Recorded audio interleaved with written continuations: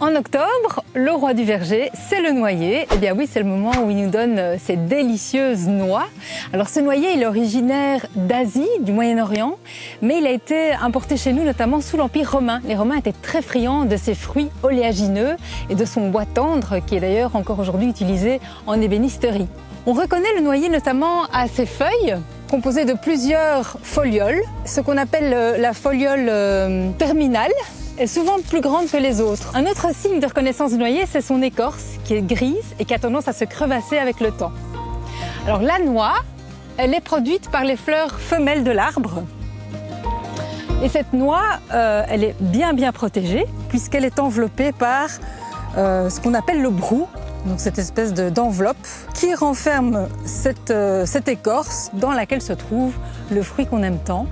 Et ce qui est intéressant, c'est que ce brou, avec le temps, il a tendance à noircir. Et quand on dilue cette chair noire dans de l'eau, on obtient un colorant naturel avec lequel on peut notamment teindre les meubles. Dernière petite anecdote sur le noyer, il va aussi sécréter une substance toxique qu'on appelle la juglone, qui va entraver la croissance des autres végétaux, notamment des autres arbres. Si vous pensez un jour planter un noyer dans votre jardin, pensez à lui laisser de la place, parce que c'est un arbre qui va avoir une belle étoffe, qui va laisser peu de place aux autres et qui peut atteindre jusqu'à 20 mètres. Ça vaut le coup d'anticiper tout ça.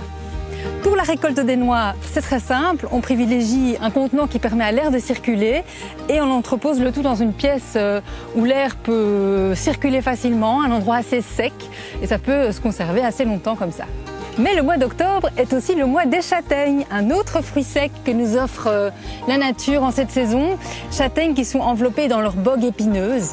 Alors moi ce que j'aime bien me dire aussi, c'est que tous ces fruits sont consommés par quantité d'animaux sauvages. En forêt, les cerfs, les chevreuils vont se nourrir des châtaignes, ils n'ont pas peur de leur piquant. Et puis dans les jardins, l'écureuil, le geais, le pic-et-pêche vont se nourrir des noix. Et je trouve qu'on devrait davantage s'inspirer finalement de tous ces cycles de la nature qui nous offrent ce dont nous avons besoin au bon moment. Et donc en prévision de l'hiver et de tous les petits maux, les petites maladies qu'on a durant ces temps froids, eh bien consommons davantage tous ces bons produits, tous ces bons fruits secs. Et puis prenons aussi exemple sur la nature qui ralentit le rythme, qui se pose, parce qu'on en a bien besoin aussi. Des conseils bien précieux. Ils sont bons pour la santé et délicieux en plus. Même si, n'oublions pas qu'ils sont très riches en glucides et donc, il faut éviter de les consommer en trop grande quantité.